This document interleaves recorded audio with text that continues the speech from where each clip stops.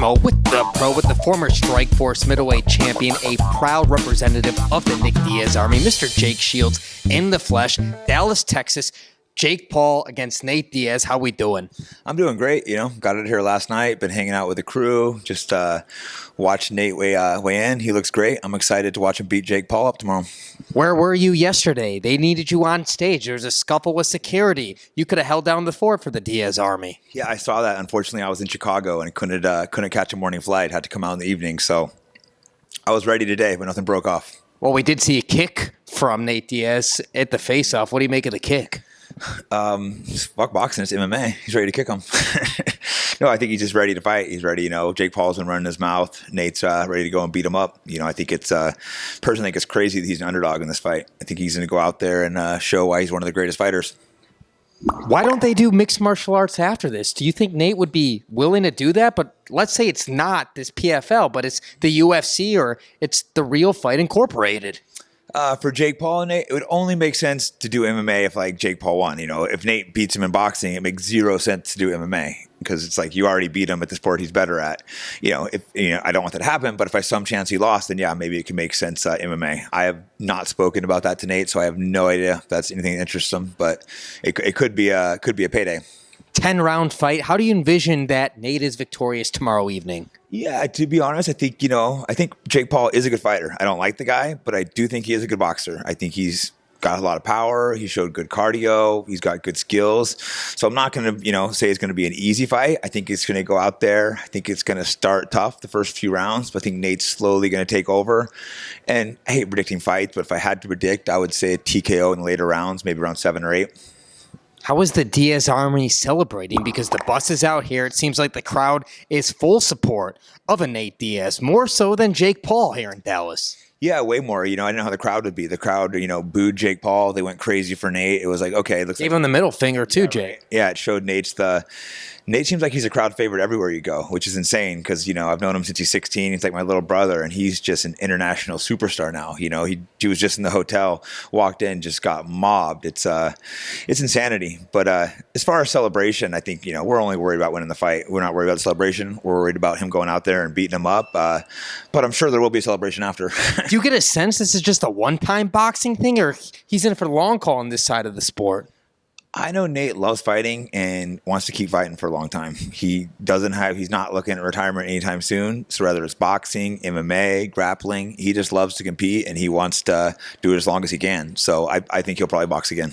Conor McGregor still not in USADA, still not taking the fight with Michael Chandler. Do we think we see the trilogy of Conor McGregor, Nathan Diaz?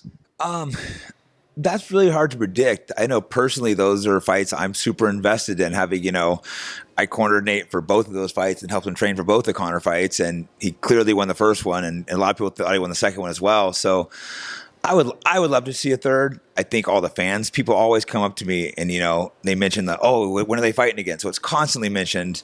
And I'm not even dating how much I hear people talking about that fight. So Nate must hear it nonstop. I think that's the fight everyone wants to see. They have to do a 3. It's a money fight. The thing is, Nate's a superstar. He needs to get paid. So it's up to Dana if he's going to, write the check to make it happen. But I think Nate would jump at it. I think Conor would jump at it. And I can't, the fans would love it. So has Nate talked to you about this? We rarely talk about what fights we're looking for and stuff. We usually just, train, talk shit, laugh. Every now and again, we'll ask questions about fight, but no, we've not talked about that. I know Nate does want to keep fighting though. He was very clear that he loves fighting and he doesn't want to retire anytime soon. So if you're a betting man, you bet that we do see the trilogy. Yes, I do, because I think Nate wants, multiple more fights. I don't think he's looking for 1 or 2 more. I think he's looking for 5, 6, 7 more fights. I think he loves fighting. It's who he is, his identity, it's his heart. He loves training, because we still train together all the time. That's what he's said. Despite the age, it's what he loves doing, and he has no interest of walking away. And you're pretty confident that he's going to return to the UFC at some point. That's so hard to predict. That's.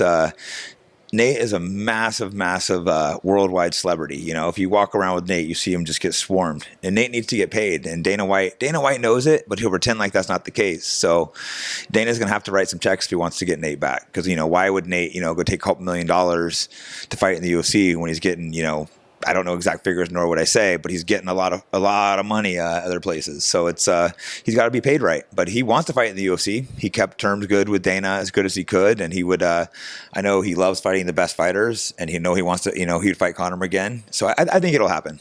Ultimately, Dana knows it makes sense. He's not an idiot. He's going to write the check. Chris Avila, he's fighting Jeremy Stevens, longtime UFC veteran, a tough opponent, a dog who just boxed Jose Aldo. It's going to be a great fight, yeah?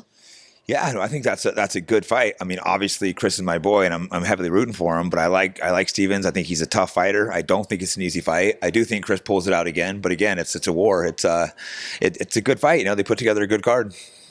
And what's new with you in your life? Man, just enjoying life, doing lots of stuff on the business end of fighting, switching more to business. I, potentially would fight again in the right situation, still grappling a lot, training some fighters. I love fighting, so I like staying involved in the sport and just, take it one day at a time. Certainly. Can we get a final message for all the Jake Shields fans out there worldwide? Just thanks for all being there, both the fans and the haters. The fans are stronger than the haters. Yeah, the haters always want pictures too when they see you. The haters are actually usually fans. They just don't know it yet. He's the pro. I'm the Schmo, Dallas, Texas. We're out.